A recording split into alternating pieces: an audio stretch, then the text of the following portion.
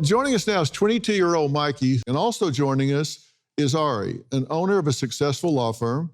He says to be successful, young adults should be pushed to get advanced degrees, not be plumbers and coal miners. You're an electrician. I was, yes, for 3.5 years. You could wire stuff up. Yep. All that. Yep. Did you make a good living? I wouldn't say that, no. I was using that entire paycheck until that next paycheck came. So I didn't really have the control that I wanted and the money that I wanted, because every paycheck that I had went right to bills and right to living expenses. Yeah. Did you not make the money you wanted to make because you weren't good at it? You didn't go up the ladder and do everything you needed to do to be entrepreneurial because you didn't love it? Or could you have done better?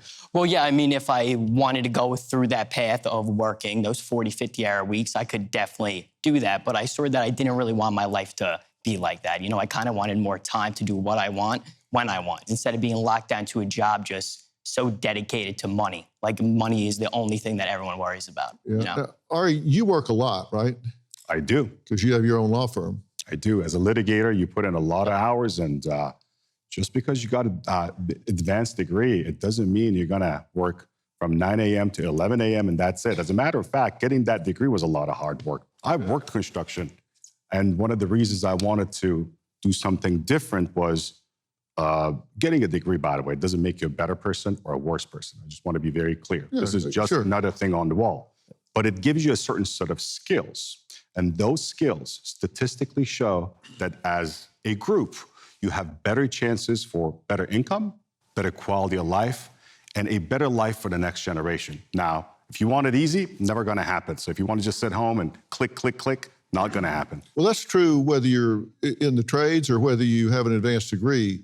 Easy is not the way to get where you're going, right? Exactly. You're going to have to put in effort and work. But you're saying you want to work less hours, choose the time that you work. Yeah, it's not anything of doing less work. It's still work, but it's on my own time, when I want to do it, location, freedom. So I can work anywhere. That's why I pursued online business, because I can be my own boss, I can live the life that I want, and I can do what I want whenever I want. Are you making more money that way? Yes, I am. Than you were the other way? Yes. Yeah.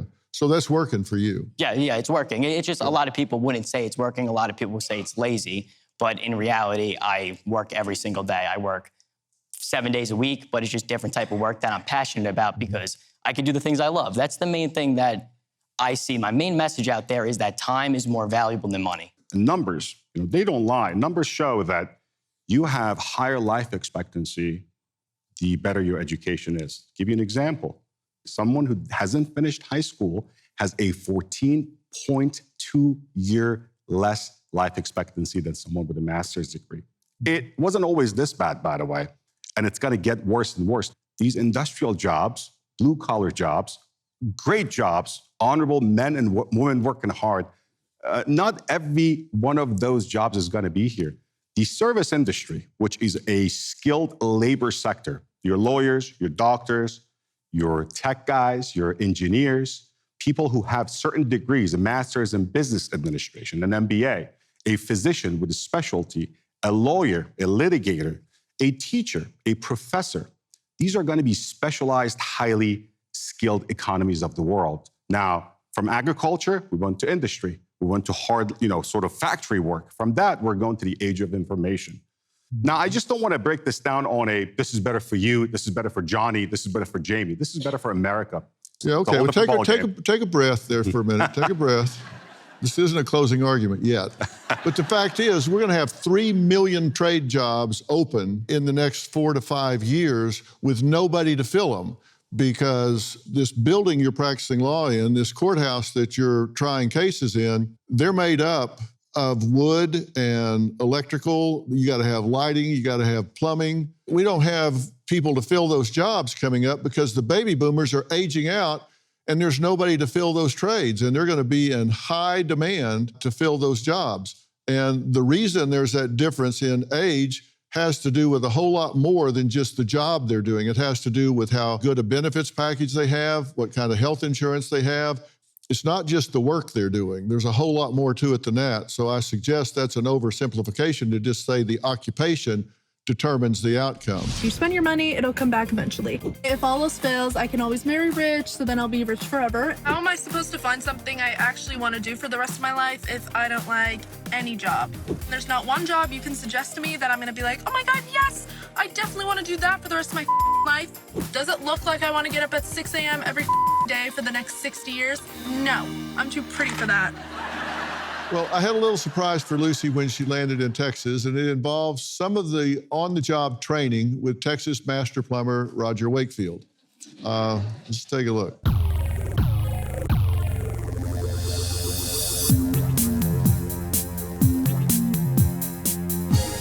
Before we get going, we have a message from Dr. Phil that we want you to watch, so take a look. Hey, Lucy, Dr. Phil here. Welcome to Texas. I understand that you just don't ever want to do a 9 to 5, especially a job where you get dirty.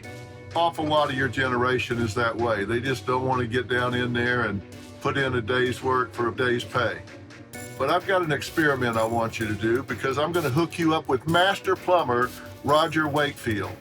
And we're going to get you to go out and see what it feels like to do a real job and accomplish something.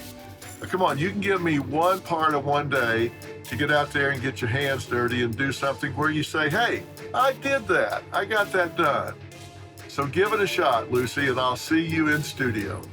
I was not expecting that. I've never done anything like that. I don't really clean my toilets at home. $105. If they break, I might cry. Or I can watch like a YouTube tutorial maybe. Doesn't know how to plumb correctly. Find out. Hi there. Hi, I'm Lucy. Lucy, I'm Roger. How are Nice to you? meet you. I'm good. Dr. Phil told me that you wanted to do some work today. But first, you're going to want to change clothes, okay? Come on back and meet me out here.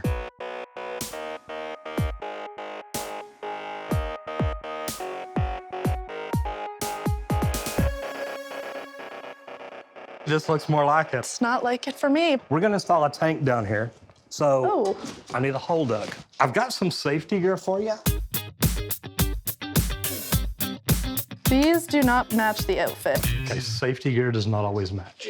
This hole needs to be dug from side to side, all the way to the back, 25 inches deep, okay? You want me to dig it? Think you're okay with that? I'll have to do it. Okay.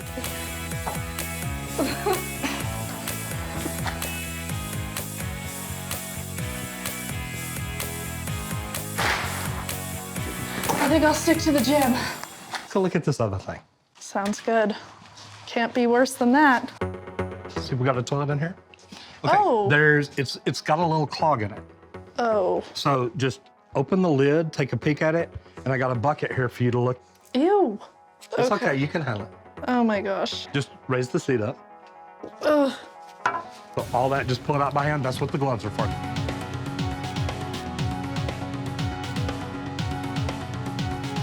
You owe me $105 for my manicure right now. Ew, it went in my hand.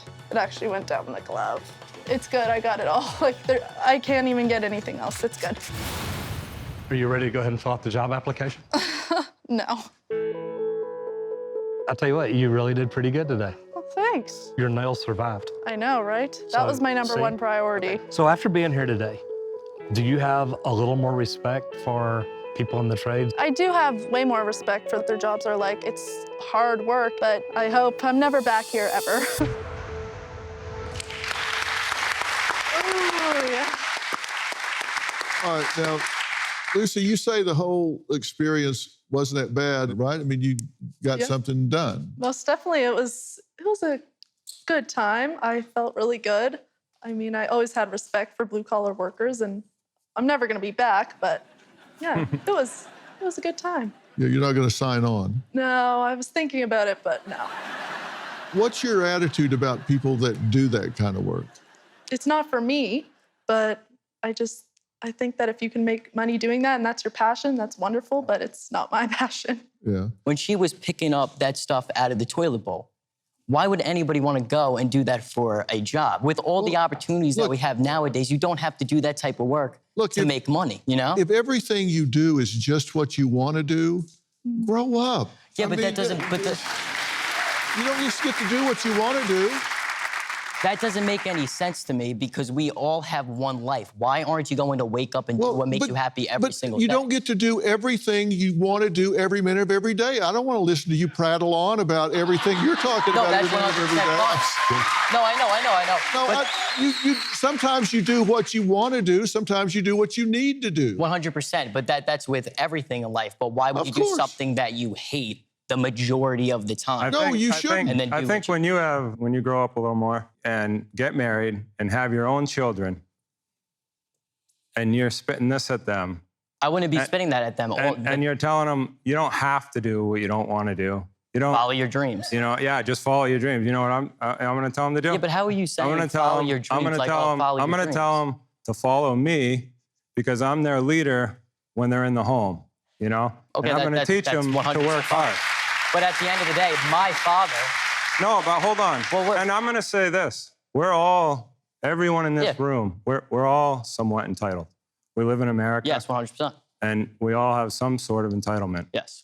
But right, wrong, or indifferent. You take your kids to Guatemala to build homes, to learn a strong work ethic. I mean, you're teaching them, to give back. That's some of the value system that you're teaching, right? Yeah. Some years back, my brother's been a big part of this. He's my partner and everything. And we've got an awesome group with Little Lambs International. And we're building an orphanage home. And we bring the kids. My 9-year-old has been 8 times, 8 years in a row, other than COVID. That's cool. And we bring them down there primarily to help, but at the same time, it serves another purpose. Like they see how the rest of the world lives. Yeah, well, they see that you can't just be handed everything and do what you want to do. There's 5-year-old kids carrying bundles of sticks that are 30 pounds through the mountains just to cook their food at night. Yeah, they don't get to choose. Yep. They don't get to choose what they want to do. Exactly. So that sense of entitlement, that's got to go in this country, or we're all going to fail. That's one of the definitions of maturity that I learned a long time ago. Maturity is when you learn that sometimes you do what you need to do instead of just what you want to do. If you've got a child sitting at a table and you say, well, you need to eat your vegetables before you eat your dessert, and they say, well, why? Why would I do that? Because I don't want to. That's because they haven't learned yet that you do some things in order to have access to other things. Mm-hmm. And there's a whole generation that hasn't learned that because their parents have made it possible for them to do just what they want to do. There's a reason that employers today say they'll do it themselves before they will hire somebody that's Gen Z. They say those are the ones they fire first, they hire last.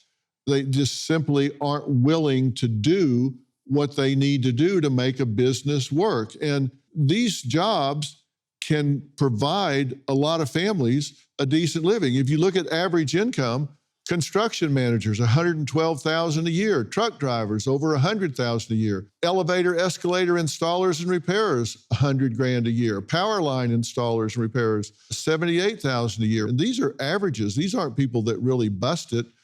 One of the things that I talk about is consequential knowledge. If you want to survive in this life, you figure out what you love.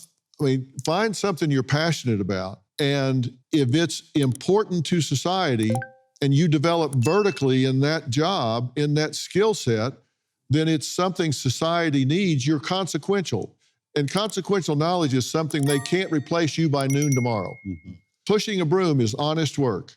Nothing wrong with it.